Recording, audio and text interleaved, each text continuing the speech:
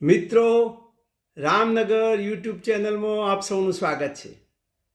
આજે એક કામની અને બહુ અગત્યની વાત લઈને આવ્યો છું। મારા અનુભવમાં બનેલી વાત છે પાછી, અને બધાને લાગુ પડે છે। એક 12 મહિના પહેલો મારા ઉપર એવું બેંકમાંથી ફોન આવ્યો।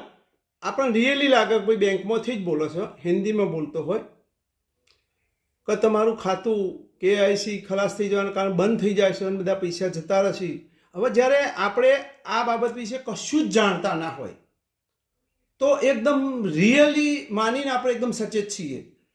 પછી એ કહે કે ભાઈ તમારું ખાતું મારે ચલો KYC કરી દઉં, તમે મને ઓનલાઈન થોડી વિગત આપો। તો પહેલો આપણે એકદમ આકસ્મિક આવ્યું, કશું ખ્યાલ ના હોય, એકદમ આપણે કશું નિર્ણય જ ના લઈ શકીએ કે આપવું કે ના આપવું, એવું ખબર જ ના હોય કે આપવું કે ના આપવું, રિયલી સમજી જાય।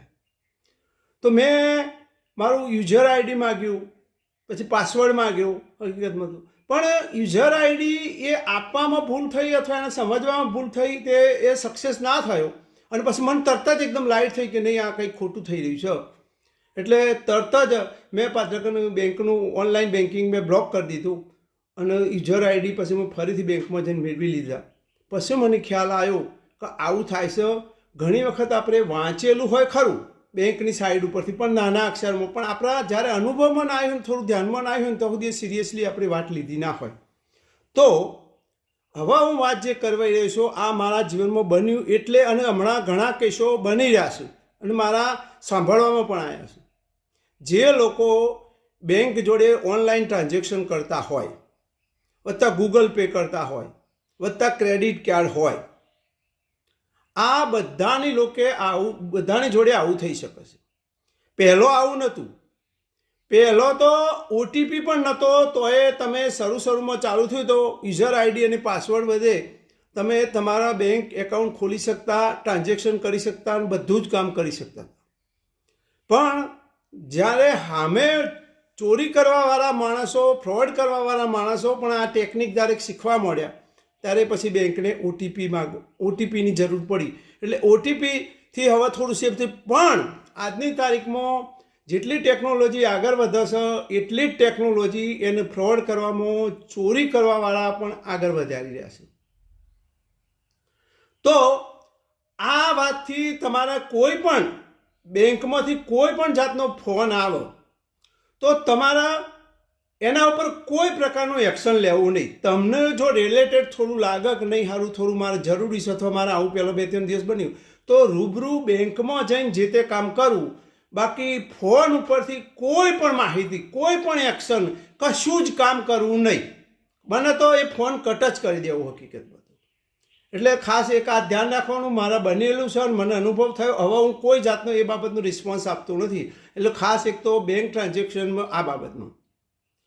પછી ક્રેડિટ કાર્ડમાં ઘણી વખત કેવું થાય છે, તમને કહું છું કે ભાઈ ફ્રી છે, પણ તમારું ક્રેડિટ ચેક કરવા માટે ફક્ત તમે ₹1 ટ્રાન્ઝેક્શન કરો, પછી ઘણી વખત એ ઓટો પેમેન્ટમાં કન્વર્ટ થઈ જાય તો તમને ખબર ના પડે અને તમારા દર મહિને પૈસા જતા રહે।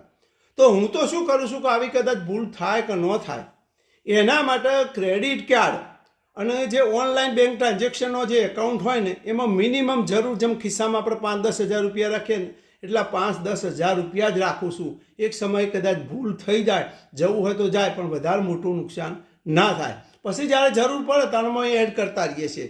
એટલે ખાસ આ ધ્યાન રાખવું જોઈએ, કારણ કે ક્રેડિટ કાર્ડમાં તો આવું બહુ બની શકે છે। એટલે મારા પોતાના ક્રેડિટ કાર્ડમાં જ્યારે પહેલો આવું હતું, મારે ₹1,00,000 ઉપરની ક્રેડિટ હતી, તો મને આ ખબર પડી કે સારું આવું થઈ શકે છે। એટલે મેં પછી એની ક્રેડિટ ફક્ત ₹10,000 જ રાખી છે। એ ખાસ તો એટલા માટે રાખી છે કે કંઈ સોફ્ટવેર પરચેઝ કરવા હોય, ડોલરમાં કરવા હોય, તો એના માટે ખાસ જરૂર પડે, એટલા માટે રાખી છે। એટલે આ બે વસ્તુ કદાચ તમે વાપરતા હો, તમને ખ્યાલ હોય તો તમે આમાં બહુ વાંધો નહીં આવે। પણ ઘણી વખત પહેલી વખત જ્યારે બને છે ને, ત્યારે આપણને ખ્યાલ હોતો નથી અને આપણે શું કરવું, મૂંઝવણમાં ગમે તે નિર્ણય લઈ શકીએ છીએ। એટલે આવું થઈ શકે છે। હમણાં જ મેં એક તાજો જ કિસ્સો, આપણા RJ દેવકી જે રેડિયો જોકી છે, એનો જ કિસ્સો 2-3 દિવસ પહેલો સાંભળ્યો।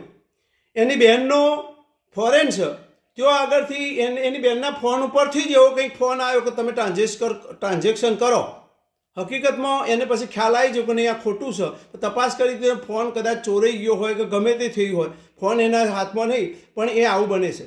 અને આજની ટેકનોલોજીમાં હવે આજે એ આવી છે, આવી છે ને એમાં તો તમારો અવાજ ગમે તે જગ્યાએ રેકોર્ડ કરીને પછી એને જે કંઈ બોલવું હોય એ તમારા જ અવાજમાં બોલી શકો છો. એટલે તમને એમ લાગે કે ભાઈ આપણા ઘરનો જ માણસ બોલે છે તો કેમ ના કરીએ, પણ એ પણ આજના જમાનામાં ખોટું હોઈ શકે છે.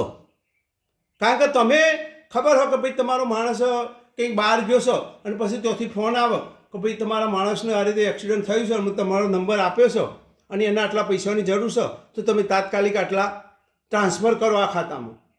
આવો ફોન આવી શકે છે. તો મહેરબાની કરીને, કારણ કે હવે તમારો જ અવાજ લાગશે કે ભાઈ આ તો ના આપણો જ માણસ બોલી રહ્યો છે, પણ એનાથી એક્સિડન્ટ કંઈ ફરી શકાવો નથી. એટલે આ એઆઈ ટૂલ્સના કારણે તમારો અવાજ એક વખત રેકોર્ડ થઈ જાય, એ અવાજમાં પછી તમારે એને જે બોલવું હોય બોલો, પણ તમને એમ લાગે છે કે ભાઈ આપણા ઘરના જ માણસ છે. અને કદાચ હવે થોડા સમયમાં જ મને તો લાગે છે કે વોટ્સઅપ વિડીયો કોલમાં પણ તમારો ફેસ એકવાર રીડિંગ કરી લેશે અને તમારો અવાજ રીડિંગ કરી લેશે, પછી એ જ ફેસમાં એ જ અવાજમાં એને જે બોલવું છે એ બોલશે. તમને એમ લાગે કે ભાઈ આપણો માણસ બોલે છે, પણ ખરેખર આપણો માણસ નહીં હોય. આવું થઈ શકે એવું છે. એટલે મહેરબાની કરીને કોઈ પણ ઓનલાઈન ટ્રાન્ઝેક્શનમાં આવો કંઈ ફોન આવે બેંકમાંથી કંઈ આવે તો તમારે કોઈ પ્રતિક્રિયા એટલે કોઈ ક્રિયા ના કરવી. બેંકમાં જવું તમને લાગે, કોઈ ટ્રાન્ઝેક્શન ના કરવું, કે કોઈ પાસવર્ડ ના આપો, કે કોઈ તમારું ડિટેલ્સ ના આપી. આ મહેરબાની કરીને ખાસ ધ્યાન રાખજો. એટલે એક આ બહુ એક બીજું અગત્યનું, એક પોલીસ સ્ટેશનમાંથી મારા હમણાં અઠવાડિયા 10 દિવસ પહેલો જ ફોન આવેલો કે તમારા ક્રાઇમ ગુનો લાગુ પડે છે. હું એકદમ આ બાબતનો ફોન પહેલી વખત આવ્યો એટલે મને એકદમ કેમ ગૂંચવાઈ ગયો કે હું આ યુટ્યુબનું કરું છું ને એમ લાગે કે ભાઈ યુટ્યુબમાં કોઈ શબ્દ બોલી જાય ને કંઈક ક્રાઇમ થયો, પણ મને તરત જ પાછો ખ્યાલ આવી ગયો કે નહીં આ ફ્રોડ હોઈ શકે. મેં તરત જ ફોન કટ કરી દીધો. મહેરબાની કરીને આવા ફોન કટ જ કરી દેવા. પોલીસ સ્ટેશનમાં કોઈ એવો ફોન જરૂરી નથી કે તમારા ઉપર આવો. કદાચ તમને આગળ પાછળની ઘટનાની કંઈ જરૂર હોય તો તમારે રૂબરૂ જઈ આવવું, પણ ફોન ઉપરથી ને ફોન ઉપરના કહેવાથી તમારે કોઈ ટ્રાન્ઝેક્શન કે કોઈ માહિતી કે કોઈ પ્રતિક્રિયા આપવી નહીં. આ એક અગત્યની વાત ખાસ જરૂરી છે હમણાંથી. કારણ કે હમણાં થોડા ટાઈમમાં આવા કેસો બધા બહુ બનવા મળ્યા છે હકીકતમાં. તો આ બધાનો એક મારા અનુભવની વાત હતી અને આ બધાના લાભની વાત હતી. એટલે આ વેત તમને શેર કરી રહ્યો છું. તો મહેરબાની આવી જ વાતો ઘણી વખત જો જરૂર લાગશે તો લઈને આવીશું. તો આવજો. આ રામનગર ચેનલનો શેર અને સબસ્ક્રાઈબ તો જરૂર કરજો. આપણે સપોર્ટ આપે છે. જેને ના કરી હોય ને કરી હોય એનો તો સવાલ નથી. તો મિત્રો આવજો, મળીએ આવતા એપિસોડમાં.